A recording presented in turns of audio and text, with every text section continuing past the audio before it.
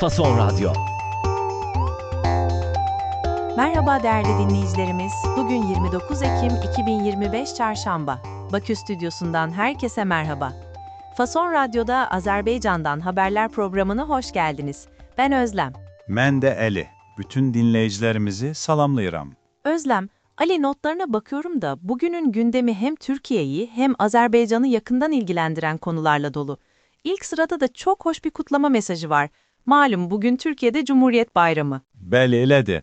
Azərbaycan Prezidenti İlham Əliyev Türkiyə Cumhuriyyətinin Milli Bayramı münasibətilə rəsmi sosial media hesablarından bir təbrik mesaj yayımlayıb.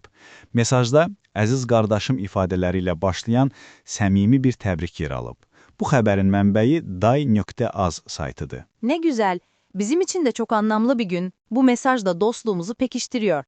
Savunma sanayinde de bir gelişme var sanırım. Türkiye İngiltere'den uçak alıyormuş. Bəli, Azadlıq.org saytının xəbərinə görə Türkiyə İngiltərədən 20 ədəd Eurofighter tipli qırıcı təyyarə almaq üçün müqavilə imzalayıb. Xatırladım ki, Azadlıq Radyosu müstəqil fəaliyyət göstərən bir media qurumudur.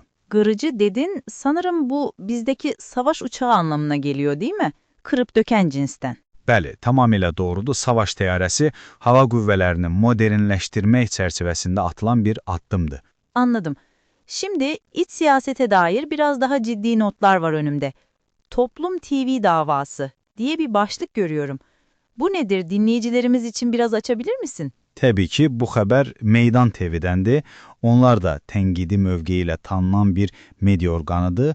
Toplum TV işi çərçivəsində həbs olunanların məhkəməsi davam edir. Təqsirləndirilən şəxslərdən bəziləri prezidentin köməkçisi Hikmət Hacıyevin şahid qismində məhkəməyə çağırılmasını tələb ediblər. Cumhurbaşkanı yardımcısının mahkemeye çağrılması istenmiş yani. Oldukça cesur bir talep. Bir de yine Meydan TV kaynaklı muhalefet lideri Ali Kerimli ile ilgili bir haber var.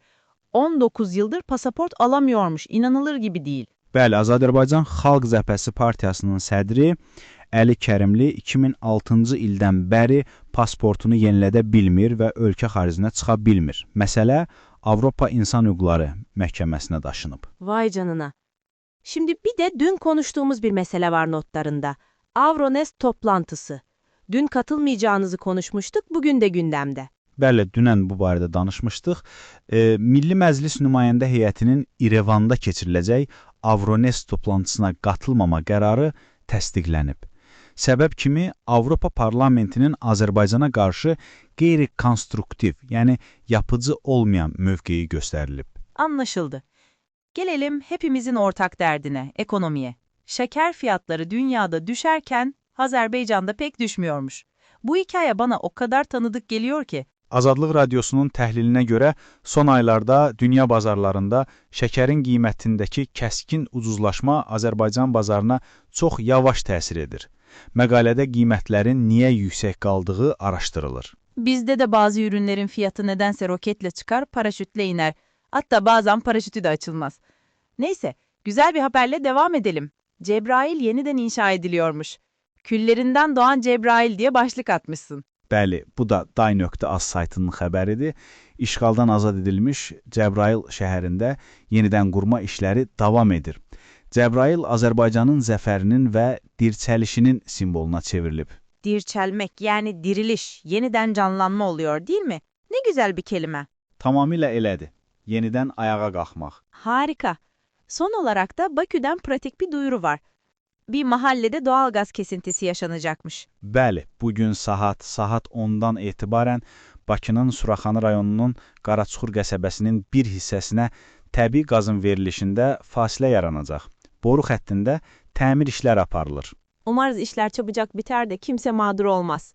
Ali, bugünkü notlar için çok teşekkürler. Gündem yine dop doluydu. Mən təşəkkür edirəm Özlem.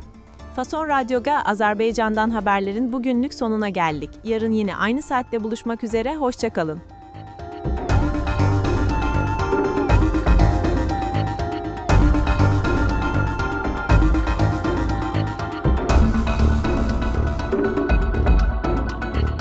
Fason Radyo.